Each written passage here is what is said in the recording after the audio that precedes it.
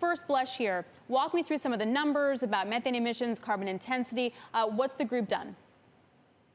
Alix, thank you very much. We are announcing our performance report today, and hello, Guy, as well.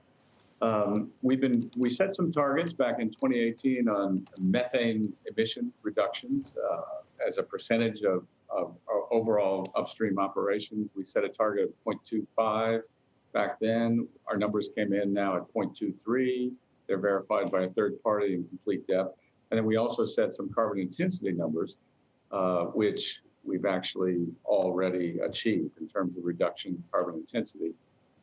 So to me, this is really good news. It's earlier than I thought would be possible. And this is not as a result of COVID. It is 2019 numbers. And it just shows when companies get together and really focus on things like methane intensity. We're a $1 billion fund on technologies around methane detection, monitoring, measurements, reductions, that these big 12 companies can do a lot. And they're, I think everybody's a little bit surprised when we got all our numbers collectively. Yeah, Bob, we just talked to Ryan Lance of Conoco, who bought Concho, and we asked him about ESG issues, et cetera. And he said, look, he wants a carbon tax. He's like, that would just make everything a lot easier. So I'm wondering how big oil companies are thinking about it in terms of reducing their emissions and then the policy, or reducing emissions irrespective of the policy. So, Alix, these are 12 of the biggest companies in the world. They represent 30% of the oil and gas production of the world. Some of them are national oil companies. Some of them are IOC, 3 national oil companies as well. So have all 12 advocate a carbon tax, kind of gets into national governments in some cases. However, many of the companies individually absolutely support a carbon tax.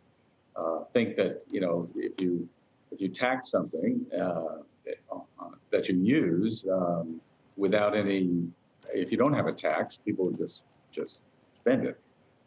So taxes and cost on anything, whether you call it a carbon tax or a cost on carbon, absolutely will modify behavior. So broadly, OGCI is in support of putting a value on carbon.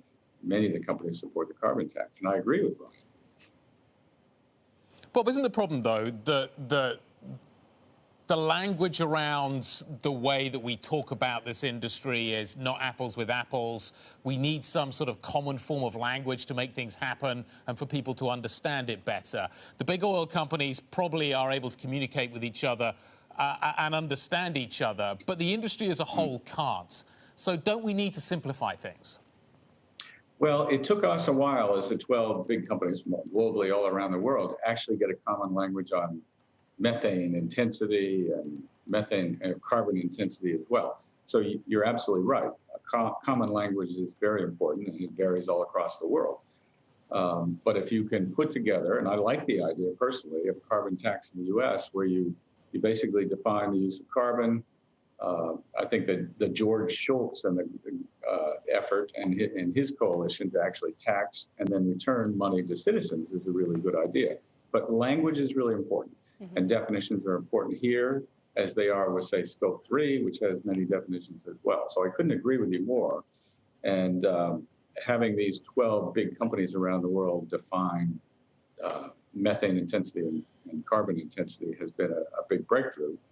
And too often, I agree with you, too many people are using different terms and they're not well defined.